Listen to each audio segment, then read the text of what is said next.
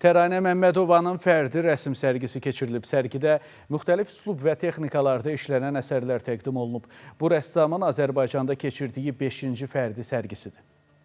Fərdi sərgidə müxtəlif üslublarda, o cümlədən qrafika və rəngkarlıq janrlarında işlənən 50-yə yaxın rəsm əsəri nümayiş olunub. Göygöl, Şirvanşahlar Sarayı, Zümrüd, Güllər kimi əsərlər diqqət çəkən işlər arasında olub. Əsərlər kətan üzərində yağlı boya, kağız üzərində isə tempera və rəngli qələmlərlə işlənilib. Burada Şurxan Əfşarın kətan üzərində yağlı boya ilə işlənən portreti xüsusilə diqqət çəkir.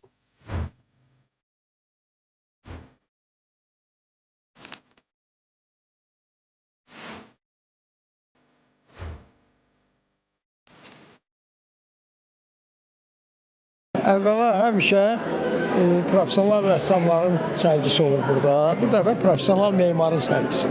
Bu da çox maraqlıdır. Heç də professional rəssamlara geri qalmır, çünki memarlıq da bir sənətin yoludur.